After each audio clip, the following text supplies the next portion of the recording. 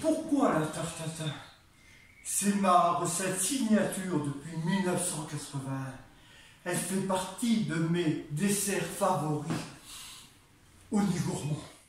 Pour les ingrédients de la pâte, 250 g de farine, 125 g de margarine végétale, 50 g de sucre, un œuf, 30 g de lait et une pincée de sel.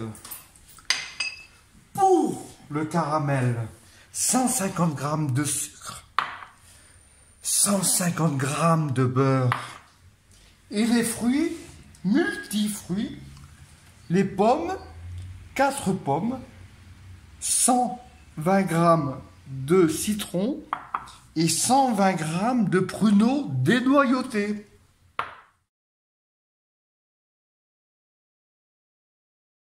Préparation de la pâte.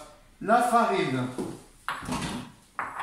On fait un puits au milieu. On casse l'œuf.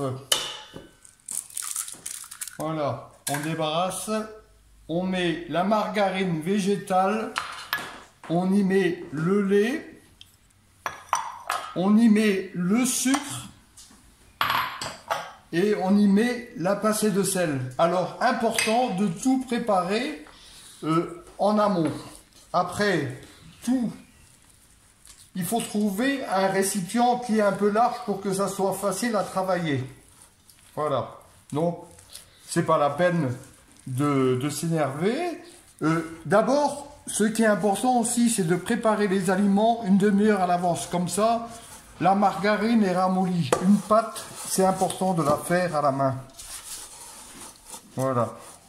Alors ça, c'est une recette aussi signature depuis 1981 et je la fais aussi bien en salé qu'en sucré. Préparation du caramel. On fait préchauffer le four à blanc. Voilà, comme ça le beurre il fond. Voilà.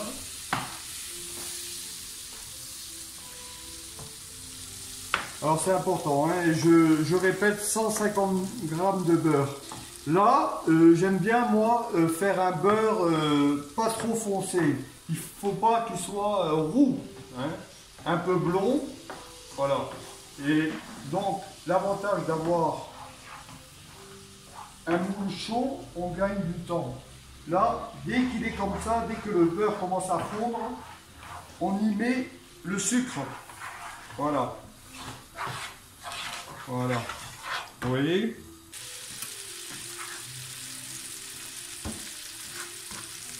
Donc le beurre, il faut compter 3-4 minutes pour le préparer. Hein.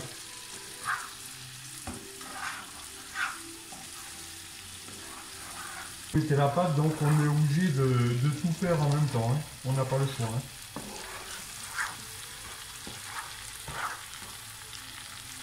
Et comme je dis, et comme je le dirai toujours, la cuisine c'est une histoire de patience. Si on veut avoir un bon résultat, il faut être patient. Là on commence à arriver à la fin, vous voyez. Là le caramel est bien, il commence à être noisette. Donc, là maintenant, il faut faire attention parce que, bien sûr, c'est brûlant. Donc là, moi, j'arrête mon caramel.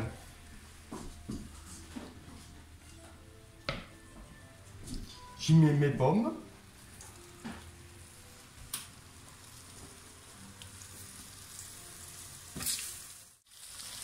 En suivant les pruneaux. Les pruneaux, voilà. On renverse tout ce bois. Alors là, voilà. Et pour l'acidité, important l'acidité dans une tarte tatin, on y met quelques cœurs de citron. Et après, on passera à étaler la pâte. Je rallume le four quelques minutes. J'allume aussi mon four, important, à 180 degrés. On abaisse la pâte maintenant. Donc, vous mettez un peu de farine. Voilà. Alors moi j'ai un marbre, mais on peut le faire sur n'importe quelle table de cuisine. Hein. Voilà. Alors la pâte, je rappelle, il faut mieux le faire la veille, comme ça elle est bien fraîche, et plus fraîche, plus facile pour étaler. Voilà, vous voyez, il faut bien l'étaler. Et là, vous rajoutez un peu de farine. Voilà. Voilà. Voilà. Alors, on se sert aussi d'un moule pour faire le dessin de la pâte. Donc, vous voyez, vous prenez le moule. Là, vous êtes pratiquement bien. Voilà. Et là, vous faites la circonférence. Tac. Tac. Tac. Voilà. Et après, vous allez directement sur le plat à tarte. Comme ça, vous ne débordez pas et les bords sont magnifiques. Voilà. Alors surtout, pensez à bien sertir. Hein.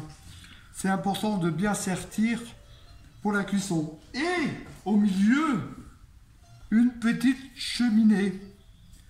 Comme ça, la vapeur part bien. Voilà.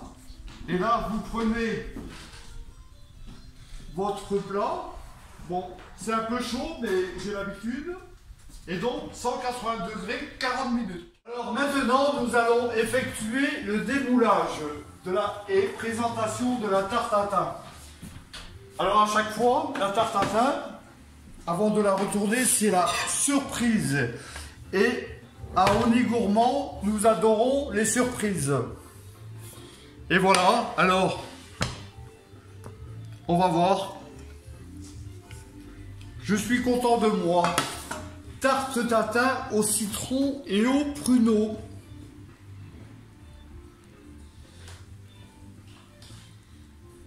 Voilà, voilà.